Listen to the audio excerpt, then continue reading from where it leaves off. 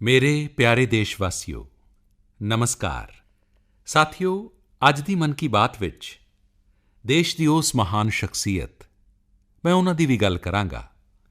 ਸਾਰੇ ਹਿੰਦੁਸਤਾਨੀਆਂ ਦੇ ਦਿਲ ਵਿੱਚ ਉਹਨਾਂ ਦੇ ਪ੍ਰਤੀ ਬਹੁਤ ਸਨਮਾਨ ਹੈ, ਬਹੁਤ ਲਗਾਅ ਹੈ।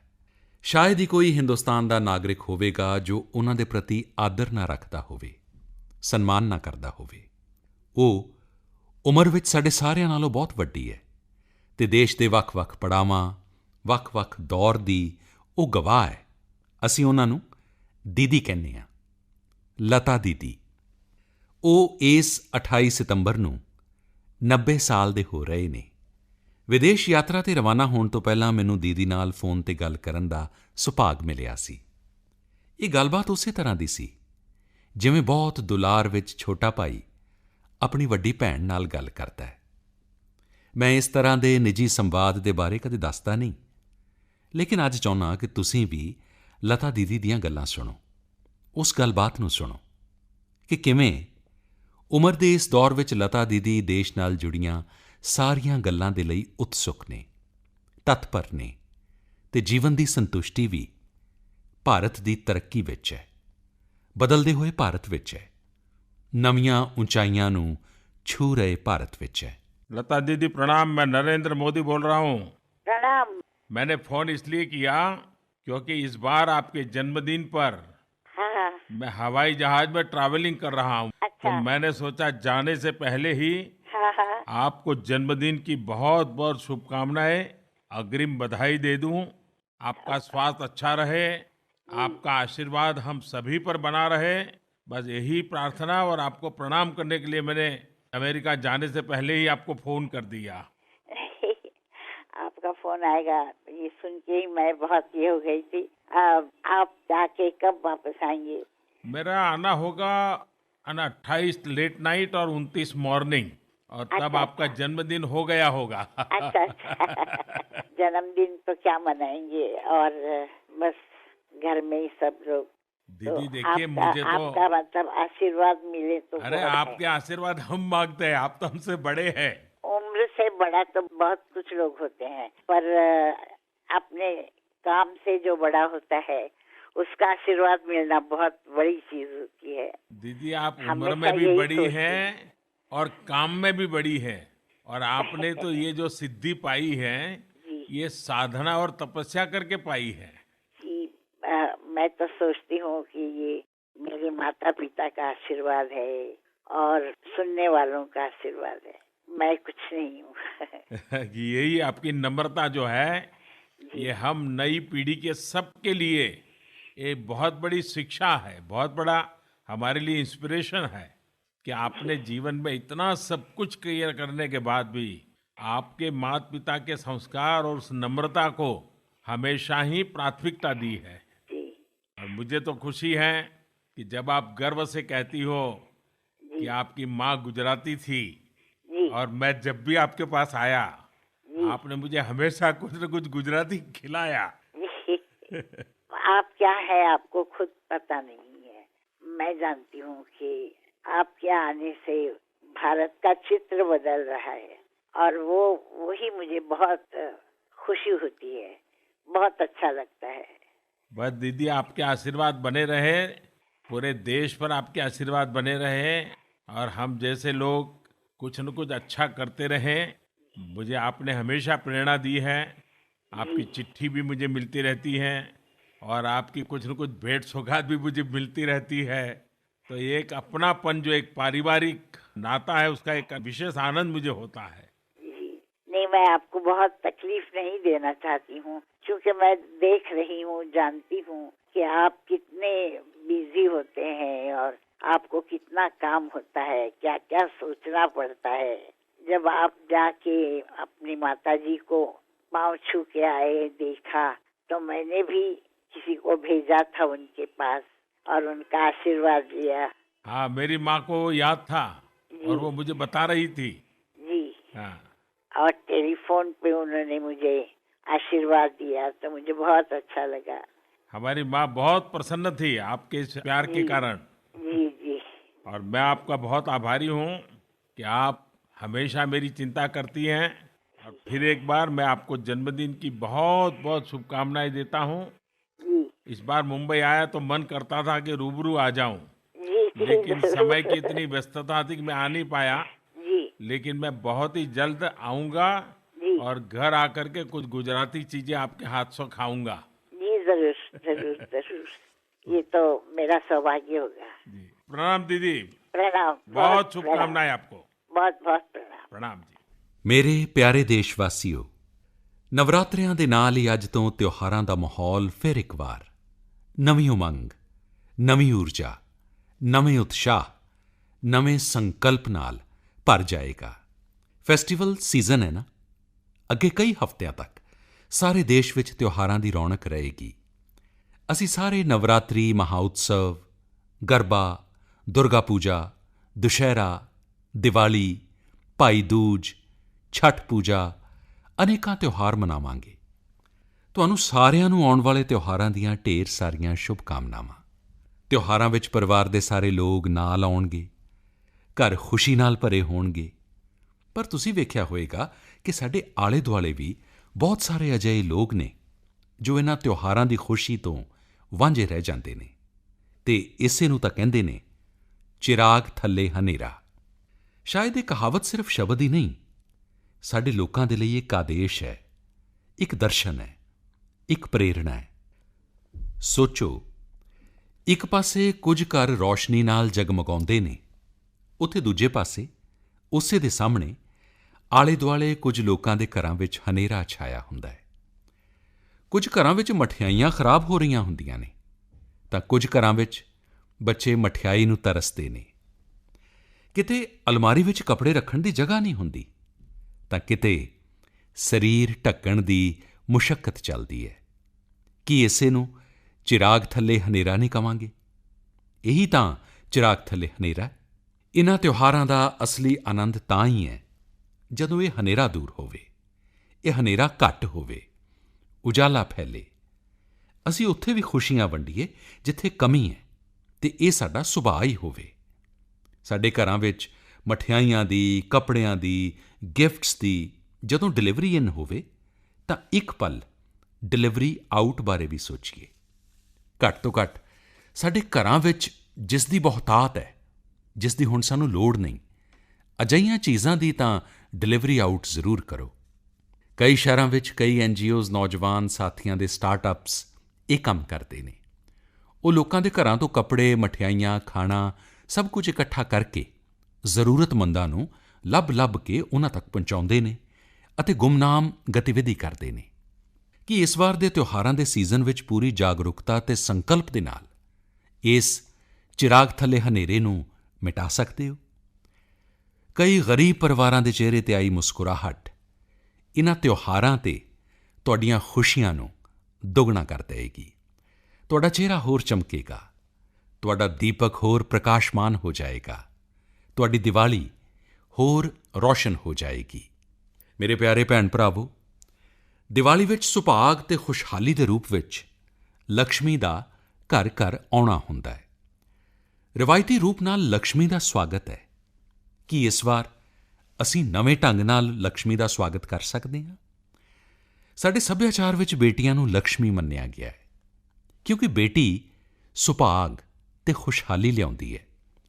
ਕੀ ਇਸ ਵਾਰ ਅਸੀਂ ਆਪਣੇ ਸਮਾਜ ਵਿੱਚ, ਪਿੰਡਾਂ ਵਿੱਚ, ਸ਼ਹਿਰਾਂ ਵਿੱਚ ਬੇਟੀਆਂ ਦੇ ਸਨਮਾਨ ਦੇ ਪ੍ਰੋਗਰਾਮ ਰੱਖ ਸਕਦੇ ਹਾਂ? ਜਨਤਕ ਪ੍ਰੋਗਰਾਮ ਰੱਖ ਸਕਦੇ ਹਾਂ? ਸਾਡੇ ਵਿੱਚ ਕਈ ਅਜਿਹੀਆਂ ਬੇਟੀਆਂ ਹੋਣਗੀਆਂ ਜੋ ਆਪਣੀ ਮਿਹਨਤ ਅਤੇ ਲਗਨ ਨਾਲ, ਟੈਲੈਂਟ ਨਾਲ ਪਰਿਵਾਰ ਦਾ, ਸਮਾਜ ਦਾ, ਦੇਸ਼ ਦਾ ਨਾਮ ਰੌਸ਼ਨ ਕਰ ਰਹੀਆਂ ਹੋਣਗੀਆਂ। ਕੀ ਇਸ ਵਾਰ ਦੀਵਾਲੀ 'ਤੇ ਭਾਰਤ ਦੀ ਇਸ ਲਕਸ਼ਮੀ ਦੇ ਸਨਮਾਨ ਦੇ ਪ੍ਰੋਗਰਾਮ ਅਸੀਂ ਕਰ ਸਕਦੇ ਹਾਂ?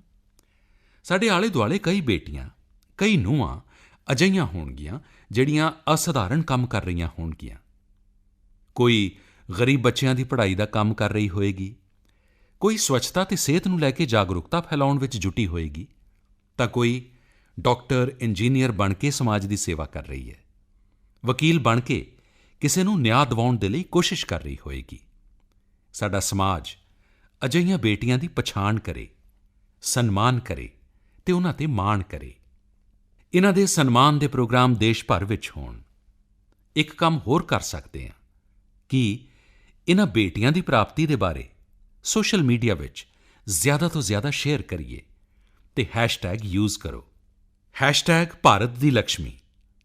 ਜਿਵੇਂ ਅਸੀਂ ਸਾਰਿਆਂ ਨੇ ਮਿਲ ਕੇ ਇੱਕ ਮਹਾਂ ਅਭਿਆਨ ਚਲਾਇਆ ਸੀ, ਸੈਲਫੀ ਵਿਦ ਡਾਟਰ, ਅਤੇ ਉਹ ਸਾਰੀ ਦੁਨੀਆ ਵਿੱਚ ਫੈਲ ਗਿਆ ਸੀ, ਇਸੇ ਤਰ੍ਹਾਂ ਇਸ ਵਾਰ ਅਸੀਂ ਮੁਹਿੰਮ ਚਲਾਈਏ ਭਾਰਤ ਦੀ ਲਕਸ਼ਮੀ।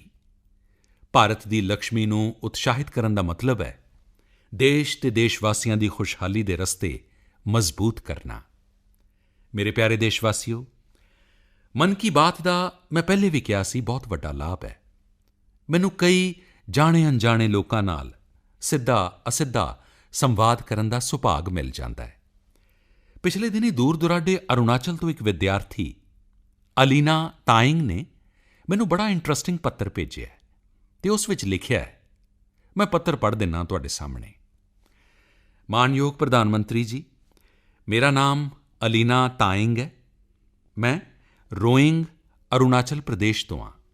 ਇਸ ਵਾਰ ਜਦੋਂ ਮੇਰੇ ਐਗਜ਼ਾਮ ਦਾ ਰਿਜ਼ਲਟ ਆਇਆ ਤਾਂ ਮੈਨੂੰ ਕੁਝ ਲੋਕਾਂ ਨੇ ਪੁੱਛਿਆ ਕਿ ਕੀ ਤੁਸੀਂ ਐਗਜ਼ਾਮ ਵਾਰੀਅਰਜ਼ ਕਿਤਾਬ ਪੜ੍ਹੀ ਹੈ। ਮੈਂ ਦੱਸਿਆ ਕਿ ਇਹ ਪੁਸਤਕ ਤਾਂ ਮੈਂ ਨਹੀਂ ਪੜ੍ਹੀ, ਲੇਕਿਨ ਵਾਪਸ ਆ ਕੇ ਮੈਂ ਇਹ ਕਿਤਾਬ ਖਰੀਦੀ ਅਤੇ 2-3 ਵਾਰ ਪੜ੍ਹ ਗਈ। ਇਸ ਦੇ ਬਾਅਦ ਮੇਰਾ ਅਨੁਭਵ ਕਾਫੀ ਚੰਗਾ ਰਿਹਾ। ਮੈਨੂੰ ਲੱਗਾ ਕਿ ਜੇਕਰ ਮੈਂ ਇਹ ਕਿਤਾਬ ਐਗਜ਼ਾਮ ਤੋਂ ਪਹਿਲਾਂ ਪੜ੍ਹੀ ਹੁੰਦੀ ਤਾਂ ਮੈਨੂੰ ਕਾਫੀ ਲਾਭ ਹੁੰਦਾ।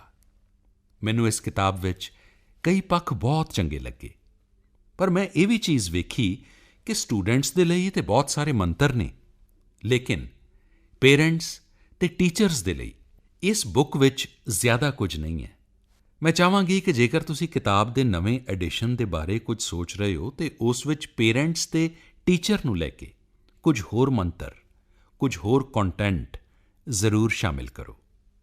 ਵੇਖੋ, ਮੇਰੇ ਨੌਜਵਾਨ ਸਾਥੀਆਂ ਨੂੰ ਵੀ ਭਰੋਸਾ ਹੈ ਕਿ ਦੇਸ਼ ਦੇ ਪ੍ਰਧਾਨ ਸੇਵਕ ਨੂੰ ਕੰਮ ਦੱਸਣਗੇ ਤਾਂ ਹੋ ਹੀ ਜਾਏਗਾ। ਮੇਰੇ ਨੰਨੇ ਜਿਹੇ ਵਿਦਿਆਰਥੀ ਮਿੱਤਰ, ਪਹਿਲਾਂ ਤਾਂ ਪੱਤਰ ਲਿਖਣ ਦੇ ਲਈ ਤੁਹਾਡਾ ਧੰਨਵਾਦ। ਐਗਜ਼ਾਮ ਵਾਰੀਅਰਜ਼ 2-3 ਵਾਰ ਪੜ੍ਹਨ ਦੇ ਲਈ ਧੰਨਵਾਦ, ਅਤੇ ਪੜ੍ਹਦੇ ਸਮੇਂ ਉਸ ਵਿੱਚ ਕੀ ਕਮੀ ਹੈ ਇਹ ਵੀ ਮੈਨੂੰ ਦੱਸਣ ਦੇ ਲਈ ਬਹੁਤ-ਬਹੁਤ ਧੰਨਵਾਦ। ਅਤੇ ਨਾਲ ਹੀ ਮੇਰੇ ਇਸ ਨੰਨੇ ਜਿਹੇ ਮਿੱਤਰ ਨੇ ਮੈਨੂੰ ਕੰਮ ਵੀ ਸੌਂਪ ਦਿੱਤਾ ਹੈ, ਕੁਝ ਕਰਨ ਦਾ ਆਦੇਸ਼ ਦਿੱਤਾ ਹੈ। ਮੈਂ ਜ਼ਰੂਰ ਤੁਹਾਡੇ ਆਦੇਸ਼ ਦਾ ਪਾਲਣ ਕਰਾਂਗਾ। ਤੁਸੀਂ ਜੋ ਕਿਹਾ ਹੈ, ਜੇਕਰ ਮੈਂ ਨਵੇਂ ਐਡੀਸ਼ਨ ਲਈ ਸਮਾਂ ਕੱਢ ਪਾਇਆ ਤਾਂ ਜ਼ਰੂਰ ਉਸ ਵਿੱਚ ਮੈਂ ਪੇਰੈਂਟਸ ਦੇ ਲਈ, ਟੀਚਰਸ ਦੇ ਲਈ ਕੁਝ ਗੱਲਾਂ ਲਿਖਣ ਦੀ ਕੋਸ਼ਿਸ਼ ਕਰਾਂਗਾ। ਪਰ ਮੈਂ ਤੁਹਾਨੂੰ ਸਾਰਿਆਂ ਨੂੰ ਅਨੁਰੋਧ ਕਰਾਂਗਾ ਕਿ ਤੁਸੀਂ ਲੋਕ ਮੇਰੀ ਮਦਦ ਕਰ ਸਕਦੇ ਹੋ। ਰੋਜ਼ਾਨਾ ਦੀ ਜ਼ਿੰਦਗੀ ਵਿੱਚ ਤੁਸੀਂ ਕੀ ਅਨੁਭਵ ਕਰਦੇ ਹੋ? ਦੇਸ਼ ਦੇ ਸਾਰੇ ਵਿਦਿਆਰਥੀਆਂ ਨੂੰ, ਟੀਚਰਸ ਨੂੰ, ਪੇਰੈਂਟਸ ਨੂੰ ਮੇਰਾ ਅਨੁਰੋਧ ਹੈ ਕਿ ਤੁਸੀਂ ਸਟ੍ਰੈਸ ਫ੍ਰੀ ਐਗਜ਼ਾਮ ਨਾਲ ਜੁੜੇ ਪੱਖਾਂ ਨੂੰ ਲੈ ਕੇ ਆਪਣੇ ਅਨੁਭਵ ਦੱਸੋ, ਆਪਣੇ ਸੁਝਾਅ ਦੱਸੋ। ਮੈਂ ਜ਼ਰੂਰ ਉਸ ਦਾ ਅਧਿਐਨ ਕਰਾਂਗਾ, ਉਸ ਬਾਰੇ ਮੈਂ ਸੋਚਾਂਗਾ ਅਤੇ ਉਸ ਵਿੱਚ ਜੋ ਮੈਨੂੰ ਠੀਕ ਲੱਗੇਗਾ ਉਸ ਨੂੰ ਮੈਂ ਆਪਣੇ ਸ਼ਬਦਾਂ ਵਿੱਚ, ਆਪਣੇ ਤਰੀਕੇ ਨਾਲ ਜ਼ਰੂਰ ਲਿਖਣ ਦੀ ਕੋਸ਼ਿਸ਼ ਕਰਾਂਗਾ। ਅਤੇ ਹੋ ਸਕਦਾ ਹੈ ਜੇਕਰ ਤੁਹਾਡੇ ਸੁਝਾਅ ਜ਼ਿਆਦਾ ਆਉਣਗੇ ਤਾਂ ਮੇਰੀ ਨਵੀਂ ਐਡੀਸ਼ਨ ਦੀ ਗੱਲ ਵੀ ਪੱਕੀ ਹੋ ਜਾਏਗੀ। ਮੈਂ ਤਾਂ ਇੰਤਜ਼ਾਰ ਕਰਾਂਗਾ ਤੁਹਾਡੇ ਵਿਚਾਰਾਂ ਦਾ। ਅਰੁਣਾਚਲ ਦੇ ਸਾਡੇ ਛੋਟੇ ਜਿਹੇ ਦੋਸਤ, ਨੰਨੇ ਵਿਦਿਆਰਥੀ ਅਲੀਨਾ ਤਾਇੰਗ ਨੂੰ ਫਿਰ ਤੋਂ ਇੱਕ ਵਾਰ ਆਭਾਰ ਵਿਅਕਤ ਕਰਦਾ। ਮੇਰੇ ਪਿਆਰੇ ਦੇਸ਼ਵਾਸੀਓ, ਤੁਸੀਂ ਅਖਬਾਰਾਂ ਦੇ ਮਾਧਿਅਮ ਨਾਲ, ਟੀਵੀ ਦੇ ਮਾਧਿਅਮ ਨਾਲ ਦੇਸ਼ ਦੇ ਪ੍ਰਧਾਨ ਮੰਤਰੀ ਦੇ ਵਿਅਸਤ ਪ੍ਰੋਗਰਾਮ ਦੇ ਬਾਰੇ ਵਿੱਚ ਜਾਣਦੇ ਵੀ ਹੋ, ਰੁਝੇਵੇਂ ਦੀ ਚਰਚਾ ਵੀ ਕਰਦੇ ਹੋ। ਪਰ ਤੁਹਾਨੂੰ ਪਤਾ ਹੈ ਨਾ, ਮੈਂ ਵੀ ਤੁਹਾਡੇ ਵਰਗਾ ਹੀ ਇੱਕ ਸਾਧਾਰਣ ਨਾਗਰਿਕ ਹਾਂ, ਅਤੇ ਇਸ ਲਈ ਇੱਕ ਆਮ ਜ਼ਿੰਦਗੀ ਵਿੱਚ ਜਿਹੜੀਆਂ ਚੀਜ਼ਾਂ ਦਾ ਪ੍ਰਭਾਵ ਹੁੰਦਾ ਹੈ, ਉਹ ਜਿਹਾ ਪ੍ਰਭਾਵ ਮੇਰੇ ਜੀਵਨ ਵਿੱਚ ਮੇਰੇ ਮਨ ਨੂੰ ਵੀ ਹੁੰਦਾ ਹੈ, ਕਿਉਂਕਿ ਮੈਂ ਵੀ ਤਾਂ ਤੁਹਾਡੇ ਵਿੱਚੋਂ ਹੀ ਆਇਆ ਹਾਂ ਨਾ। ਵੇਖੋ, ਇਸ ਵਾਰ US ਓਪਨ ਵਿੱਚ ਜਿੱਤ ਦੇ ਜਿੰਨੇ ਚਰਚੇ ਸਨ, ਉਨੇ ਹੀ ਰਨਰ ਅਪ ਡੈਨੀਲ ਮੈਦਵੇਦੇਵ ਦੇ ਸਪੀਚ ਦੇ ਵੀ ਸਨ। ਸੋਸ਼ਲ ਮੀਡੀਆ 'ਤੇ ਕਾਫੀ ਚੱਲ ਰਿਹਾ ਸੀ, ਤਾਂ ਫਿਰ ਮੈਂ ਵੀ ਉਹ ਸਪੀਚ ਸੁਣੀ ਅਤੇ ਮੈਚ ਵੀ ਵੇਖਿਆ। 23 ਸਾਲ ਦੇ ਡੈਨੀਲ ਮੈਦਵੇਦੇਵ, ਉਹਨਾਂ ਦੀ ਸਿੰਪਲਿਸਿਟੀ ਅਤੇ ਉਹਨਾਂ ਦੀ ਮੈਚਿਓਰਿਟੀ ਹਰ ਕਿਸੇ ਨੂੰ ਪ੍ਰਭਾਵਿਤ ਕਰਨ ਵਾਲੀ ਸੀ। ਮੈਂ ਤਾਂ ਜ਼ਰੂਰ ਪ੍ਰਭਾਵਿਤ ਹੋਇਆ। ਇਸ ਸਪੀਚ ਤੋਂ ਬਸ ਥੋੜ੍ਹੀ ਦੇਰ ਪਹਿਲਾਂ ਹੀ ਉਹ 19 ਵਾਰ ਦੇ ਗ੍ਰੈਂਡ ਸਲੈਮ ਜੇਤੂ ਅਤੇ ਟੈਨਿਸ ਦੇ ਲੈਜੈਂਡ ਰਾਫੇਲ ਨਡਾਲ ਤੋਂ ਫਾਈਨਲ ਵਿੱਚ ਹਾਰ ਗਏ ਸਨ। ਇਸ ਮੌਕੇ 'ਤੇ ਕੋਈ ਹੋਰ ਹੁੰਦਾ ਤਾਂ ਉਦਾਸ ਤੇ ਨਿਰਾਸ਼ ਹੋ ਗਿਆ ਹੁੰਦਾ, ਪਰ ਉਹਨਾਂ ਦਾ ਚਿਹਰਾ ਮੁਰਝਾਇਆ ਨਹੀਂ, ਸਗੋਂ ਉਹਨਾਂ ਨੇ ਆਪਣੀਆਂ ਗੱਲਾਂ ਨਾਲ ਸਾਰਿਆਂ ਦੇ ਚਿਹਰੇ 'ਤੇ ਮੁਸਕਾਨ ਲਿਆ ਦਿੱਤੀ। ਉਹਨਾਂ ਦੀ ਨਿਮਰਤਾ, ਸਾਦਾਪਣ ਤੇ ਟਰੂ ਸੈਂਸ ਵਿੱਚ, ਲੈਟਰ ਐਂਡ ਸਪਿਰਿਟ ਵਿੱਚ ਸਪੋਰਟਸਮੈਨ ਸਪਿਰਿਟ ਦਾ ਰੂਪ ਵੇਖਣ ਨੂੰ ਮਿਲਿਆ। ਹਰ ਕੋਈ ਮੁਰੀਦ ਹੋ ਗਿਆ ਉਹਨਾਂ ਦੀਆਂ ਗੱਲਾਂ ਦਾ। ਉੱਥੇ ਮੌਜੂਦ ਦਰਸ਼ਕਾਂ ਨੇ ਗਰਮਜੋਸ਼ੀ ਨਾਲ ਸਵਾਗਤ ਕੀਤਾ। ਡੈਨਿਲ ਨੇ ਚੈਂਪੀਅਨ ਨਡਾਲ ਦੀ ਵੀ ਜੰਮ ਕੇ ਤਾਰੀਫ ਕੀਤੀ। ਉਹਨਾਂ ਨੇ ਕਿਹਾ ਕਿ ਕਿਸ ਤਰ੍ਹਾਂ ਨਡਾਲ ਨੇ ਲੱਖਾਂ ਨੌਜਵਾਨਾਂ ਨੂੰ ਟੈਨਿਸ ਦੇ ਲਈ ਪ੍ਰੇਰਿਤ ਕੀਤਾ ਹੈ। ਨਾਲ ਹੀ ਇਹ ਵੀ ਕਿਹਾ ਕਿ ਉਸ ਦੌਰਾਨ ਖੇਡਣਾ ਕਿੰਨਾ ਮੁਸ਼ਕਿਲ ਸੀ। ਮੁਸ਼ਕਿਲ ਮੁਕਾਬਲੇ ਵਿੱਚ ਹਾਰਨ ਤੋਂ ਬਾਅਦ ਵੀ ਉਹਨਾਂ ਨੇ ਆਪਣੇ ਵਿਰੋਧੀ ਨਡਾਲ ਦੀ ਤਾਰੀਫ ਕਰਕੇ ਸਪੋਰਟਸਮੈਨ ਸਪਿਰਿਟ ਦਾ ਜਿਉਂਦਾ ਜਾਗਦਾ ਸਬੂਤ ਦੇ ਦਿੱਤਾ। ਹਾਲਾਂਕਿ ਦੂਜੇ ਪਾਸੇ ਚੈਂਪੀਅਨ ਨਡਾਲ ਨੇ ਵੀ ਡੈਨਿਲ ਦੀ ਖੇਡ ਦੀ ਬੇਹੱਦ ਤਾਰੀਫ ਕੀਤੀ। ਨਾਲ ਹੀ ਮੈਚ ਵਿੱਚ ਹਾਰਨ ਵਾਲੇ ਦਾ ਜੋਸ਼ ਤੇ ਜਿੱਤਣ ਵਾਲੇ ਦੀ ਨਿਮਰਤਾ ਦੋਵੇਂ ਵੇਖਣ ਲਾਇਕ ਸਨ। ਜੇਕਰ ਤੁਸੀਂ ਡੈਨਿਲ ਮੈਦਵਦੀਵ ਦੀ ਸਪੀਚ ਨਹੀਂ ਸੁਣੀ ਹੈ ਤਾਂ ਮੈਂ ਤੁਹਾਨੂੰ ਸਾਰਿਆਂ ਨੂੰ, ਖਾਸ ਤੌਰ 'ਤੇ ਨੌਜਵਾਨਾਂ ਨੂੰ ਕਹਾਂਗਾ ਕਿ ਉਹਨਾਂ ਦੇ ਇਸ ਵੀਡੀਓ ਨੂੰ ਜ਼ਰੂਰ ਵੇਖੋ। ਇਸ ਵਿੱਚ ਹਰ ਵਰਗ ਤੇ ਹਰ ਉਮਰ ਦੇ ਲੋਕਾਂ ਦੇ ਸਿੱਖਣ ਲਈ ਬਹੁਤ ਕੁਝ ਹੈ। ਇਹ ਉਹ ਪਲ ਹੁੰਦੇ ਨੇ ਜੋ ਹਾਰ-ਜਿੱਤ ਤੋਂ ਬਹੁਤ ਪਰੇ ਹੁੰਦੇ ਨੇ। ਹਾਰ-ਜਿੱਤ ਕੋਈ ਮਾਇਨੇ ਨਹੀਂ ਰੱਖਦੀ, ਜ਼ਿੰਦਗੀ ਜਿੱਤ ਜਾਂਦੀ ਹੈ। ਅਤੇ ਸਾਡੇ ਇੱਥੇ ਤਾਂ ਸ਼ਾਸਤਰਾਂ ਵਿੱਚ ਬਹੁਤ ਵਧੀਆ ਢੰਗ ਨਾਲ ਇਸ ਗੱਲ ਨੂੰ ਕਿਹਾ ਗਿਆ ਹੈ। ਸਾਡੇ ਪੁਰਖਿਆਂ ਦੀ ਸੋਚ ਸੱਚਮੁੱਚ ਹੀ ਦਾਦ ਦੇ ਕਾਬਿਲ ਹੈ। ਸਾਡੇ ਸ਼ਾਸਤਰਾਂ ਵਿੱਚ ਕਿਹਾ ਗਿਆ ਹੈ, ਵਿਦਿਆ ਵਿਨੈ ਉਪੇਤਾ ਹਰਤੀ ਨਾ ਚੇਤਾਂਸੀ ਕਸੈ ਮਨੁ ਜਸੈ ਮਣਿ ਕਾਂਚਨ ਸੰਯੋਗੈ ਜਨਯਤੀ ਲੋਕਸੈ ਲੋਚਨ ਆਨੰਦਮ। ਯਾਨੀ ਜਦੋਂ ਕਿਸੇ ਵੀ ਵਿਅਕਤੀ ਵਿੱਚ ਯੋਗਤਾ ਅਤੇ ਨਿਮਰਤਾ ਇਕੱਠਿਆਂ ਸ਼ਾਮਿਲ ਹੋ ਜਾਣ ਤਾਂ ਉਹ ਫਿਰ ਕਿਸ ਦਾ ਦਿਲ ਨਹੀਂ ਜਿੱਤ ਸਕਦਾ। ਅਸਲ ਵਿੱਚ ਇਸ ਨੌਜਵਾਨ ਖਿਡਾਰੀ ਨੇ ਦੁਨੀਆ ਭਰ ਦੇ ਲੋਕਾਂ ਦਾ ਦਿਲ ਜਿੱਤਿਆ ਹੈ। ਮੇਰੇ ਪਿਆਰੇ ਦੇਸ਼ਵਾਸੀਓ ਅਤੇ ਖਾਸ ਕਰਕੇ ਮੇਰੇ ਨੌਜਵਾਨ ਦੋਸਤੋ, ਮੈਂ ਹੁਣ ਜੋ ਗੱਲ ਕਰਨ ਜਾ ਰਿਹਾ ਉਹ ਸਿੱਧਾ ਤੁਹਾਡੀ ਭਲਾਈ ਦੇ ਲਈ ਕਰ ਰਿਹਾ। ਵਾਦ-ਵਿਵਾਦ ਚੱਲਦੇ ਰਹਿਣਗੇ, ਪੱਖ ਵਿਰੋਧ ਚੱਲਦੇ ਰਹਿਣਗੇ, ਪਰ ਕੁਝ ਚੀਜ਼ਾਂ ਵਧਣ ਤੋਂ ਪਹਿਲਾਂ ਹੀ ਜੇਕਰ ਰੋਕ ਲੈਂਦੇ ਹਾਂ ਤਾਂ ਬਹੁਤ ਵੱਡਾ ਲਾਭ ਹੁੰਦਾ ਹੈ। ਜਿਹੜੀਆਂ ਚੀਜ਼ਾਂ ਬਹੁਤ ਵੱਧ ਜਾਂਦੀਆਂ ਨੇ, ਬਹੁਤ ਫੈਲ ਜਾਂਦੀਆਂ ਨੇ, ਉਹਨਾਂ ਨੂੰ ਬਾਅਦ ਵਿੱਚ ਰੋਕਣਾ ਬਹੁਤ ਮੁਸ਼ਕਿਲ ਹੋ ਜਾਂਦਾ ਹੈ। ਜੇਕਰ ਸ਼ੁਰੂ ਵਿੱਚ ਹੀ ਅਸੀਂ ਜਾਗਰਿਤ ਹੋ ਕੇ ਉਸ ਨੂੰ ਰੋਕ ਲਈਏ ਤਾਂ ਬਹੁਤ ਕੁਝ ਬਚਾਇਆ ਜਾ ਸਕਦਾ ਹੈ। ਇਸੇ ਭਾਵ ਨਾਲ ਮੇਰਾ ਮਨ ਕਰਦਾ ਹੈ ਅੱਜ ਖਾਸ ਕਰਕੇ ਆਪਣੇ ਨੌਜਵਾਨਾਂ ਨਾਲ ਮੈਂ ਜ਼ਰੂਰ ਕੁਝ ਗੱਲਾਂ ਕਰਾਂ। ਅਸੀਂ ਸਾਰੇ ਜਾਣਦੇ ਹੀ ਹਾਂ ਕਿ ਤੰਬਾਕੂ ਦਾ ਨਸ਼ਾ ਸਿਹਤ ਦੇ ਲਈ ਬਹੁਤ ਨੁਕਸਾਨਦਾਇਕ ਹੁੰਦਾ ਹੈ ਅਤੇ ਉਸ ਦੀ ਆਦਤ ਛੱਡਣਾ ਵੀ ਬਹੁਤ ਮੁਸ਼ਕਿਲ ਹੋ ਜਾਂਦਾ ਹੈ। ਤੰਬਾਕੂ ਦੀ ਵਰਤੋਂ ਕਰਨ ਵਾਲੇ ਲੋਕਾਂ ਵਿੱਚ ਕੈਂਸਰ, ਡਾਇਬਟੀਜ਼, ਬਲੱਡ ਪ੍ਰੈਸ਼ਰ ਵਰਗੀਆਂ ਬਿਮਾਰੀਆਂ ਦਾ ਖਤਰਾ ਬਹੁਤ ਜ਼ਿਆਦਾ ਵੱਧ ਜਾਂਦਾ ਹੈ। ਅਜਿਹਾ ਹਰ ਕੋਈ ਕਹਿੰਦਾ ਹੈ। ਤੰਬਾਕੂ ਨਾਲ ਨਸ਼ਾ ਉਸ ਵਿੱਚ ਮੌਜੂਦ ਨਿਕੋਟੀਨ ਦੇ ਕਾਰਨ ਹੁੰਦਾ ਹੈ। ਕਿਸ਼ੋਰ ਅਵਸਥਾ ਵਿੱਚ ਇਸ ਦੇ ਸੇਵਨ ਨਾਲ ਦਿਮਾਗ ਦਾ ਵਿਕਾਸ ਵੀ ਪ੍ਰਭਾਵਿਤ ਹੁੰਦਾ ਹੈ। ਪਰ ਅੱਜ ਮੈਂ ਤੁਹਾਡੇ ਨਾਲ ਇੱਕ ਨਵੇਂ ਵਿਸ਼ੇ 'ਤੇ ਗੱਲ ਕਰਨਾ ਚਾਹੁੰਦਾ। ਤੁਹਾਨੂੰ ਪਤਾ ਹੋਵੇਗਾ, ਹੁਣੇ ਜਿਹੇ ਹੀ ਮੈਂ ਭਾਰਤ ਵਿੱਚ ਈ-ਸਿਗਰਟ 'ਤੇ ਪਾਬੰਦੀ ਲਾਈ ਸੀ। ਆਮ ਸਿਗਰਟ ਤੋਂ ਵੱਖ ਈ-ਸਿਗਰਟ ਇੱਕ ਤਰ੍ਹਾਂ ਦਾ ਇਲੈਕਟ੍ਰੌਨਿਕ ਉਪਕਰਣ ਹੁੰਦਾ ਹੈ। ਈ-ਸਿਗਰਟ ਵਿੱਚ ਨਿਕੋਟੀਨ ਯੁਕਤ ਤਰਲ ਪਦਾਰਥ ਨੂੰ ਗਰਮ ਕਰਨ ਨਾਲ ਇੱਕ ਤਰ੍ਹਾਂ ਦਾ ਕੈਮੀਕਲ ਧੂੰਆਂ ਬਣਦਾ ਹੈ। ਇਸ ਦੇ ਮਾਧਿਅਮ ਨਾਲ ਨਿਕੋਟੀਨ ਦਾ ਸੇਵਨ ਕੀਤਾ ਜਾਂਦਾ ਹੈ। ਆਮ ਸਿਗਰਟ ਦੇ ਖਤਰਿਆਂ ਨੂੰ ਜਿੱਥੇ ਅਸੀਂ ਸਾਰੇ ਚੰਗੀ ਤਰ੍ਹਾਂ ਜਾਣਦੇ ਹਾਂ, ਉੱਥੇ ਹੀ ਈ-ਸਿਗਰਟ ਦੇ ਬਾਰੇ ਇੱਕ ਗਲਤ ਧਾਰਨਾ ਪੈਦਾ ਕੀਤੀ ਗਈ ਹੈ। ਇਹ ਭਰਮ ਫੈਲਾਇਆ ਗਿਆ ਹੈ ਕਿ ਈ-ਸਿਗਰਟ ਨਾਲ ਕੋਈ ਖਤਰਾ ਨਹੀਂ, ਬਾਕੀ ਸਿਗਰਟ ਦੇ ਵਾਂਗ ਇਸ ਨਾਲ ਬਦਬੂ ਨਾ ਫੈਲੇ, ਇਸ ਦੇ ਲਈ ਇਸ ਵਿੱਚ ਸੁਗੰਧਿਤ ਰਸਾਇਣ ਤੱਕ ਮਿਲਾਏ ਜਾਂਦੇ ਸਨ। ਅਸੀਂ ਆਲੇ-ਦੁਆਲੇ ਵੇਖਿਆ ਹੈ ਕਿ ਜੇਕਰ ਘਰ ਵਿੱਚ ਪਿਤਾ ਚੇਨ ਸਮੋਕਰ ਹੁੰਦੇ ਨੇ ਤਾਂ ਵੀ ਉਹ ਘਰ ਦੇ ਬਾਕੀ ਲੋਕਾਂ ਨੂੰ ਸਮੋਕਿੰਗ ਕਰਨ ਤੋਂ ਰੋਕਦੇ ਨੇ, ਟੋਕਦੇ ਨੇ ਅਤੇ ਚਾਹੁੰਦੇ ਨੇ ਉਹਨਾਂ ਦੇ ਬੱਚਿਆਂ ਨੂੰ ਸਿਗਰਟ ਦੀ, ਬੀੜੀ ਦੀ ਆਦਤ ਨਾ ਪਵੇ।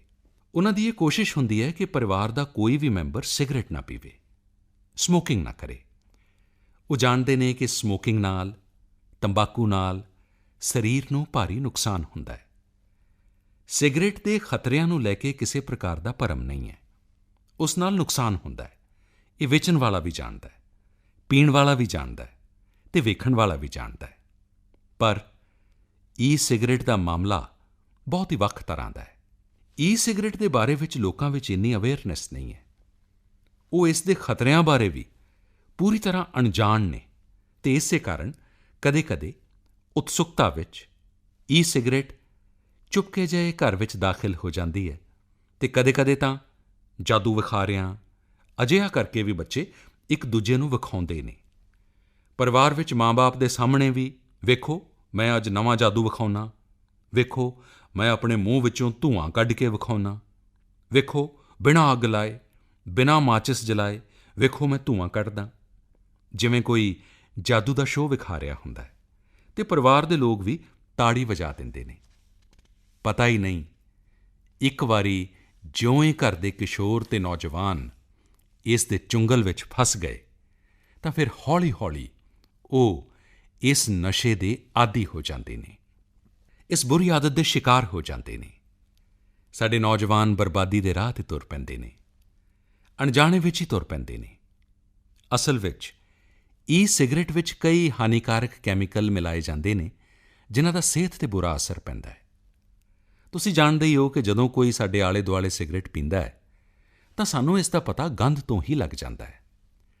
ਉਸ ਦੀ ਜੇਬ ਵਿੱਚ ਸਿਗਰਟ ਦਾ ਪੈਕੇਟ ਹੋਵੇ ਤਾਂ ਵੀ ਗੰਧ ਤੋਂ ਪਤਾ ਲੱਗ ਜਾਂਦਾ ਹੈ।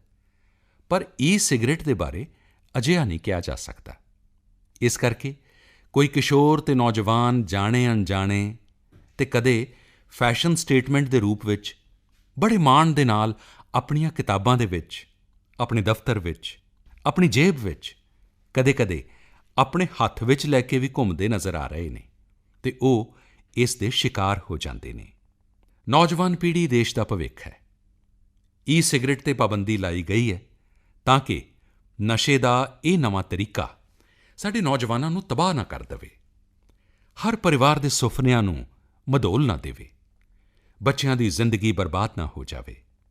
ਇਹ ਬਿਮਾਰੀ, ਇਹ ਆਦਤ ਸਮਾਜ ਵਿੱਚ ਜੜ੍ਹਾਂ ਨਾ ਜਮਾ ਲਵੇ। ਮੈਂ ਤੁਹਾਨੂੰ ਸਾਰਿਆਂ ਨੂੰ ਇਹ ਅਨੁਰੋਧ ਕਰਦਾ ਕਿ ਤੰਬਾਕੂ ਦੀ ਭੈੜੀ ਆਦਤ ਨੂੰ ਛੱਡ ਕੇ ਅਤੇ ਈ ਸਿਗਰਟ ਦੇ ਸੰਬੰਧ ਵਿੱਚ ਕੋਈ ਗਲਤਫਹਿਮੀ ਨਾ ਪਾਲੋ। ਆਓ ਅਸੀਂ ਸਾਰੇ ਮਿਲ ਕੇ ਇੱਕ ਸਵਸਥ ਭਾਰਤ ਦਾ ਨਿਰਮਾਣ ਕਰੀਏ। ਹਾਂ, ਤੁਹਾਨੂੰ ਫਿਟ ਇੰਡੀਆ ਤਾਂ ਯਾਦ ਹੈ ਨਾ? ਫਿਟ ਇੰਡੀਆ ਦਾ ਮਤਲਬ ਇਹ ਥੋੜ੍ਹਾ ਹੈ ਕਿ ਸਵੇਰੇ ਸ਼ਾਮ 2 ਘੰਟੇ ਅਸੀਂ ਜਿਮ ਵਿੱਚ ਚਲੇ ਜਾਈਏ ਅਤੇ ਬਹੁਤ ਹੈ। ਇਹਨਾਂ ਸਾਰਿਆਂ ਤੋਂ ਵੀ ਬਚਣਾ ਹੁੰਦਾ ਹੈ ਫਿਟ ਇੰਡੀਆ ਦੇ ਲਈ। ਮੈਨੂੰ ਵਿਸ਼ਵਾਸ ਹੈ ਕਿ ਮੇਰੀ ਗੱਲ ਤੁਹਾਨੂੰ ਬੁਰੀ ਨਹੀਂ ਲੱਗੇਗੀ, ਜ਼ਰੂਰ ਚੰਗੀ ਲੱਗੇਗੀ। ਮੇਰੇ ਪਿਆਰੇ ਭੈਣ ਭਰਾਵੋ, ਇਹ ਸਾਡੇ ਸਾਰਿਆਂ ਲਈ ਸੁਭਾਗ ਦੀ ਗੱਲ ਹੈ ਕਿ ਸਾਡਾ ਭਾਰਤ ਅਜਿਹੇ ਅਸਾਧਾਰਣ ਲੋਕਾਂ ਦੀ ਜਨਮ ਭੂਮੀ ਅਤੇ ਕਰਮ ਭੂਮੀ ਰਿਹਾ ਹੈ ਜਿਨ੍ਹਾਂ ਨੇ ਆਪਣੇ ਲਈ ਨਹੀਂ ਬਲਕਿ ਦੂਸਰਿਆਂ ਦੀ ਭਲਾਈ ਦੇ ਲਈ ਸਾਰਾ ਜੀਵਨ ਬਲੀਦਾਨ ਕਰ ਦਿੱਤਾ। ਇਹ ਸਾਡੀ ਭਾਰਤ ਮਾਤਾ, ਇਹ ਸਾਡਾ ਦੇਸ਼ ਬੇਸ਼ਕੀਮਤੀ ਧਰਤੀ ਹੈ। ਅਨੇਕਾਂ ਮਾਨਵ ਰਤਨ ਇਸ ਧਰਤੀ ਤੋਂ ਮਿਲੇ ਨੇ। ਭਾਰਤ ਅਜਿਹੇ ਅਸਾਧਾਰਣ ਲੋਕਾਂ ਦੀ ਜਨਮ ਭੂਮੀ ਰਿਹਾ ਹੈ, ਕਰਮ ਭੂਮੀ ਰਿਹਾ ਹੈ ਅਤੇ ਇਹ ਉਹ ਲੋਕ ਨੇ ਜਿਨ੍ਹਾਂ ਨੇ ਆਪਣੇ ਹੀ ਨਹੀਂ ਹੋਰਾਂ ਦੇ ਲਈ ਆਪਣਾ ਬਲੀਦਾਨ ਦਿੱਤਾ ਹੈ। ਅਜਿਹੀ ਹੀ ਇੱਕ ਮਹਾਨ ਸ਼ਖਸੀਅਤ ਨੂੰ 13 ਅਕਤੂਬਰ ਨੂੰ ਵੈਟੀਕਨ ਸਿਟੀ ਵਿੱਚ ਸਨਮਾਨਿਤ ਕੀਤਾ ਜਾ ਰਿਹਾ ਹੈ। ਇਹ ਹਰ ਭਾਰਤੀ ਦੇ ਲਈ ਮਾਣ ਦੀ ਗੱਲ ਹੈ। ਪੋਪ ਫਰਾਂਸਿਸ ਆਉਣ ਵਾਲੀ 13 ਅਕਤੂਬਰ ਨੂੰ ਮਰੀਅਮ ਥਰੇਸੀਆ ਨੂੰ ਸੰਤ ਘੋਸ਼ਿਤ ਕਰਨਗੇ। ਸਿਸਟਰ ਮਰੀਅਮ ਥਰੇਸੀਆ ਨੇ 50 ਸਾਲ ਦੇ ਆਪਣੇ ਛੋਟੇ ਜਿਹੇ ਜੀਵਨ ਕਾਲ ਵਿੱਚ ਹੀ ਮਨੁੱਖਤਾ ਦੀ ਭਲਾਈ ਲਈ ਜੋ ਕੰਮ ਕੀਤੇ, ਉਹ ਪੂਰੀ ਦੁਨੀਆ ਦੇ ਲਈ ਇੱਕ ਮਿਸਾਲ ਹੈ। ਸਮਾਜ ਸੇਵਾ ਅਤੇ ਸਿੱਖਿਆ ਦੇ ਖੇਤਰ ਨਾਲ ਉਹਨਾਂ ਦਾ ਅਨੋਖਾ ਲਗਾਅ ਸੀ। ਉਹਨਾਂ ਨੇ ਕਈ ਸਕੂਲ, ਹੋਸਟਲ ਅਤੇ ਅਨਾਥ ਆਸ਼ਰਮ ਬਣਵਾਏ ਅਤੇ ਜੀਵਨ ਭਰ ਇਸ ਮਿਸ਼ਨ ਵਿੱਚ ਲੱਗੀ ਰਹੀ। ਸਿਸਟਰ ਥਰੇਸੀਆ ਨੇ ਜੋ ਵੀ ਕੰਮ ਕੀਤਾ, ਉਸ ਨੂੰ ਨਿਸ਼ਠਾ ਅਤੇ ਲਗਨ ਦੇ ਨਾਲ, ਪੂਰੇ ਸਮਰਪਣ ਭਾਵ ਨਾਲ ਪੂਰਾ ਕੀਤਾ। ਉਹਨਾਂ ਨੇ congregation of the Sisters of the Holy Family ਦੀ ਸਥਾਪਨਾ ਕੀਤੀ, ਜੋ ਅੱਜ ਵੀ ਉਹਨਾਂ ਦੇ ਜੀਵਨ ਦਰਸ਼ਨ ਅਤੇ ਮਿਸ਼ਨ ਨੂੰ ਅੱਗੇ ਵਧਾ ਰਿਹਾ ਹੈ। ਮੈਂ ਇੱਕ ਵਾਰ ਫਿਰ ਤੋਂ ਸਿਸਟਰ ਮਰੀਅਮ ਥੈਰੇਸੀਆ ਨੂੰ ਸ਼ਰਧਾਂਜਲੀ ਅਰਪਿਤ ਕਰਦਾ ਅਤੇ ਭਾਰਤ ਦੇ ਲੋਕਾਂ ਨੂੰ, ਖਾਸ ਤੌਰ 'ਤੇ ਸਾਡੇ ਈਸਾਈ ਭੈਣ ਭਰਾਵਾਂ ਨੂੰ ਇਸ ਪ੍ਰਾਪਤੀ ਦੇ ਲਈ ਬਹੁਤ-ਬਹੁਤ ਵਧਾਈ ਦਿੰਦਾ। ਮੇਰੇ ਪਿਆਰੇ ਦੇਸ਼ ਵਾਸੀਓ, ਭਾਰਤ ਹੀ ਨਹੀਂ, ਅੱਜ ਪੂਰੀ ਦੁਨੀਆ ਦੇ ਲਈ ਇਹ ਫਖਰ ਦਾ ਵਿਸ਼ਾ ਹੈ ਕਿ ਅੱਜ ਜਦੋਂ ਅਸੀਂ ਗਾਂਧੀ 150 ਮਨਾ ਰਹੇ ਹਾਂ ਤੇ ਇਸ ਦੇ ਨਾਲ ਹੀ 130 ਕਰੋੜ ਦੇਸ਼ਵਾਸੀਆਂ ਨੇ ਸਿੰਗਲ ਯੂਜ਼ ਪਲਾਸਟਿਕ ਤੋਂ ਮੁਕਤ ਹੋਣ ਦਾ ਸੰਕਲਪ ਲਿਆ ਹੈ। ਵਾਤਾਵਰਣ ਸੁਰੱਖਿਆ ਦੀ ਦਿਸ਼ਾ ਵਿੱਚ ਭਾਰਤ ਨੇ ਪੂਰੇ ਵਿਸ਼ਵ ਵਿੱਚ ਜਿਸ ਪ੍ਰਕਾਰ ਦੀ ਲੀਡ ਲਈ ਹੈ, ਉਸ ਨੂੰ ਵੇਖ ਕੇ ਅੱਜ ਸਾਰੇ ਦੇਸ਼ ਦੀਆਂ ਨਜ਼ਰਾਂ ਭਾਰਤ ਵੱਲ ਟਿਕੀਆਂ ਨੇ। ਮੈਨੂੰ ਪੂਰਾ ਵਿਸ਼ਵਾਸ ਹੈ ਕਿ ਤੁਸੀਂ ਸਾਰੇ 2 ਅਕਤੂਬਰ ਨੂੰ ਸਿੰਗਲ ਯੂਜ਼ ਪਲਾਸਟਿਕ ਤੋਂ ਮੁਕਤੀ ਦੇ ਲਈ ਹੋਣ ਵਾਲੀ ਮੁਹਿੰਮ ਦਾ ਹਿੱਸਾ ਬਣਨ ਵਾਲੇ ਹੀ ਹੋਵੋਗੇ। ਜਗ੍ਹਾ-ਜਗ੍ਹਾ ਲੋਕ ਆਪਣੇ-ਆਪਣੇ ਤਰੀਕੇ ਨਾਲ ਇਸ ਮੁਹਿੰਮ ਵਿੱਚ ਆਪਣਾ ਯੋਗਦਾਨ ਦੇ ਰਹੇ ਨੇ, ਪਰ ਸਾਡੇ ਹੀ ਦੇਸ਼ ਦੇ ਇੱਕ ਨੌਜਵਾਨ ਨੇ ਬੜੀ ਅਨੋਖੀ ਮੁਹਿੰਮ ਚਲਾਈ ਹੈ। ਉਨ੍ਹਾਂ ਦੇ ਇਸ ਕੰਮ ਵੱਲ ਮੇਰਾ ਧਿਆਨ ਗਿਆ ਤਾਂ ਮੈਂ ਉਨ੍ਹਾਂ ਨਾਲ ਫੋਨ ਤੇ ਗੱਲ ਕਰਕੇ ਉਨ੍ਹਾਂ ਦੇ ਇਸ ਨਵੇਂ ਪ੍ਰਯੋਗ ਨੂੰ ਜਾਣਨ-ਸਮਝਣ ਦੀ ਕੋਸ਼ਿਸ਼ ਕੀਤੀ। ਹੋ ਸਕਦਾ ਹੈ ਕਿ ਉਨ੍ਹਾਂ ਦੀਆਂ ਇਹ ਗੱਲਾਂ ਦੇਸ਼ ਦੇ ਹੋਰ ਲੋਕਾਂ ਦੇ ਕੰਮ ਵੀ ਆਉਣ। ਸ਼੍ਰੀਮਾਨ ਰਿਪੁਦਮਨ ਬੇਰਵੀ ਜੀ ਇੱਕ ਅਨੋਖੀ ਕੋਸ਼ਿਸ਼ ਕਰ ਰਹੇ ਨੇ। ਉਹ ਪਲੌਗਿੰਗ ਕਰਦੇ ਨੇ। ਜਦੋਂ ਪਹਿਲੀ ਵਾਰ ਮੈਂ ਪਲੌਗਿੰਗ ਸ਼ਬਦ ਸੁਣਿਆ ਤਾਂ ਮੇਰੇ ਲਈ ਵੀ ਉਹ ਨਵਾਂ ਸੀ। ਵਿਦੇਸ਼ ਵਿੱਚ ਤਾਂ ਸ਼ਾਇਦ ਇਹ ਸ਼ਬਦ ਕੁਝ ਮਾਤਰਾ ਵਿੱਚ ਵਰਤੋਂ ਵਿੱਚ ਲਿਆਂਦਾ ਗਿਆ ਹੈ, ਲੇਕਿਨ ਭਾਰਤ ਵਿੱਚ ਰਿਪੁਦਮਨ ਬੇਰਵੀ ਜੀ ਨੇ ਇਸ ਨੂੰ ਬਹੁਤ ਹੀ ਪ੍ਰਚਾਰਿਤ ਕੀਤਾ। ਆਓ ਉਨ੍ਹਾਂ ਨਾਲ ਕੁਝ ਗੱਲਾਂ ਕਰਦੇ ਹਾਂ। हेलो रिपुदमन जी, नमस्कार। मैं नरेंद्र मोदी बोल रहा हूँ। जी सर, बहुत बहुत thank you sir. Ripudaman ji, हाँ जी सर। आप जो ये प्लॉगिंग को लेकर के इतना बड़ा समर्पित भाव से काम कर रहे हैं, जी सर। तो मेरे मन में जिज्ञासा थी, तो मैंने सोचा मैं खुद ही फोन करके आपसे पूछूं, ये कल्पना कहाँ से आई आपके मन में, ये शब्द और हाँ ये जी सर। तरीका कैसे मन में आया? सर, युवाओं को आज कुछ कूल चाहिए, कुछ इंटरेस्टिंग चाहिए उनको मोटिवेट करने के लिए। तो मैं तो मोटिवेट हो गया। अगर मेरे को 130 करोड़ भारतीयों को इस मुहिम में जोड़ना है तो मुझे कुछ कूल करना था, कुछ इंटरेस्टिंग करना था। तो मैं खुद एक रनर हूँ, तो सुबह जब हम रन करते हैं तो ट्रैफिक कम होता है, लोग कम होते हैं, तो कूड़ा और ट्रैश और प्लास्टिक सबसे ज्यादा दिखता है। तो instead of cribbing and complaining, मैंने सोचा कि इसके बारे में कुछ करते हैं और अपने रनिंग ग्रुप के साथ स्टार्ट किया दिल्ली में, और फिर पूरे भारत में इसको लेकर गया। हर जगह से काफी अप्रिसिएशन मिला। एग्जैक्टली आप क्या करते हैं, थोड़ा समझाइए ताकि मुझे हाँ भी जी ध्यान सर। में आए और मन की बात के माध्यम से देशवासियों को भी पता चले। सर, तो हमने ये स्टार्ट किया run and clean up movement, जहाँ पे हम रनिंग ग्रुप्स को उनके वर्कआउट के बाद उनकी कूल डाउन एक्टिविटी में हमने बोला आप कूड़ा उठाना स्टार्ट करो, अपना प्लास्टिक उठाना स्टार्ट करो। तो आप रनिंग कर रहे हो, आप क्लीनिंग अप कर रहे हो, सडनली बहुत सारी एक्सरसाइज ऐड हो रही है। तो आप जस्ट रनिंग नहीं कर रहे हो, अब आप स्क्वाट्स कर रहे हो, डीप स्क्वाट्स कर रहे हो, लंजेस कर रहे हो, आप फॉरवर्ड बेंच कर रहे हो। तो वो एक होलिस्टिक वर्कआउट हो गया। और आपको जान के खुशी होगी कि पिछले साल काफी सारी फिटनेस मैगजीन्स ने इंडिया का टॉप फिटनेस ट्रेंड इसको नॉमिनेट किया या इसको तो उनको। आपको बधाई है इस बात के लिए। धन्यवाद सर। तो अभी आपने 5 सितंबर से कोची से शुरू किया है। जी सर, इस मिशन का नाम है आर-एल-आन run to make India litter free. जैसे आपने अक्टूबर 2 को एक हिस्टोरिक वर्डिक्ट देना है, एंड आई एम श्योर कूड़ा मुक्त होगा तो प्लास्टिक मुक्त भी होगा, एंड वो एक इंडिविजुअल रिस्पॉन्सिबिलिटी आएगी। और तुम I am running and cleaning up 1000 kilometre covering 50 cities. तो सबने बताया कि शायद दुनिया की लॉन्गेस्ट क्लीन अप ड्राइव होगी। और इसके साथ साथ हम एक बहुत ही कूल सर सोशल मीडिया हैशटैग यूज किया है हमने, हैशटैग प्लास्टिक उपवास, जहाँ पे हम लोगों को बोल रहे हैं कि आप हमें बताइए आप कौन सी एक सिंगल चीज है, single use anything, not just single use plastic but single use anything, जो आप कंप्लीटली अपनी लाइफ से हटा देंगे। वाह, आप तो 5 वो सितंबर से निकले हो, जी तो सर। क्या अनुभव है अब तक का आपका? सर, अभी तक तो बहुत अच्छा अनुभव रहा है। पिछले 2 साल में भी हमने 300 के आसपास प्लॉगिंग ड्राइव्स की हैं ऑल ओवर इंडिया। तो हमने जब कोची से स्टार्ट किया तो रनिंग ग्रुप्स ने ज्वाइन किया, वहाँ के लोकल जो क्लीनअप्स होते हैं उनको मैंने अपने साथ जोड़ा। कोची के बाद मदुरई, कोयम्बतूर, सेलम, अभी हमने उडुपी में किया, वहाँ पे एक स्कूल इनवाइट आया। तो छोटे छोटे बच्चे सर 3rd स्टैंडर्ड से लेकर 6th स्टैंडर्ड तक, उनको एक वर्कशॉप देने के लिए बुलाया था मेरे को आधे घंटे के लिए। और वो आधे घंटे का वर्कशॉप 3 घंटे का प्लॉगिंग ड्राइव हो गया सर, बिकॉज बच्चे इतने एंथुजियास्टिक थे that they wanted to do this and they wanted to take it back, और अपने पेरेंट्स को बताना, अपने नेबर्स को बताना, अपने पेयर्स को बताना। तो वो सबसे बड़ा मोटिवेशन होता है हमारे लिए इसको नेक्स्ट लेवल पे लेकर जाना। रिपु जी, परिश्रम नहीं है, एक साधना है। सचमुच में जी आप सर। साधना कर रहे हैं। मेरी तरफ से बहुत बधाई देता हूं। लेकिन मान लीजिए आपको 3 बातें देशवासियों को कहनी है, तो ऐसी 3 बातें स्पेसिफिक क्या संदेश देंगे आप? मैं एक्चुअली 3 स्टेप्स देना चाहूँगा to a litter free India, to a कूड़ा मुक्त भारत। स्टेप नंबर 1, कूड़ा कूड़ेदान में डालें सिर्फ। स्टेप नंबर 2, कोई भी आपको कूड़ा दिखता है ज़मीन पे, उसको उठाएं और कूड़ेदान में डालें। स्टेप नंबर 3, अगर कूड़ादान नहीं दिखता है, अपनी जेब में रखें, अपनी गाड़ी में रखें, घर लेकर जाएं, सेग्रीगेट करें into dry and wet waste, और सुबह म्यूनिसिपैलिटी की गाड़ी आएगी, उनको दे दें। अगर हम ये 3 स्टेप्स फॉलो करेंगे, we will see a litter free India, हमें कूड़ा मुक्त भारत मिलेगा। देखिए रिपु जी, बहुत सरल शब्दों में और सामान्य मानवी कर सके उस भाषा में आपने एक प्रकार से गांधी जी के सपने को लेकर के चल रहे हैं, साथ साथ गांधी जी की जो सरल शब्दों में बात बताने का तरीका था वो भी आपने अडॉप्ट कर लिया है, इसलिए आप बधाई ਇਸ के ਲਈ ਤੁਸੀਂ पात्र ਵਧਾਈ हैं। ਦੇ ਪਾਤਰ ਹੋ।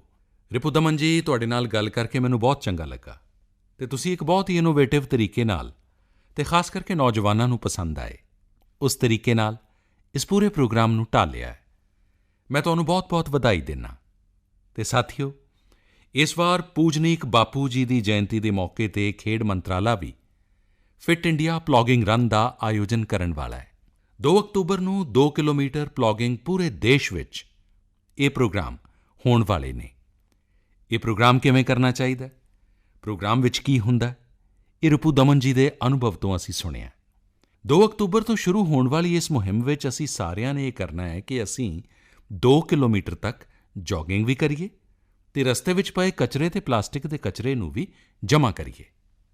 ਇਸ ਨਾਲ ਅਸੀਂ ਨਾ ਸਿਰਫ ਆਪਣੀ ਸਿਹਤ ਦਾ ਖਿਆਲ ਰੱਖਾਂਗੇ, ਬਲਕਿ ਧਰਤੀ ਮਾਂ ਦੀ ਸਿਹਤ ਦੀ ਵੀ ਰੱਖਿਆ ਕਰ ਸਕਾਂਗੇ। ਇਸ ਮੁਹਿੰਮ ਨਾਲ ਲੋਕਾਂ ਵਿੱਚ ਫਿਟਨੈਸ ਦੇ ਨਾਲ-ਨਾਲ ਸਵੱਛਤਾ ਨੂੰ ਲੈ ਕੇ ਵੀ ਜਾਗਰੂਕਤਾ ਵਧ ਰਹੀ ਹੈ।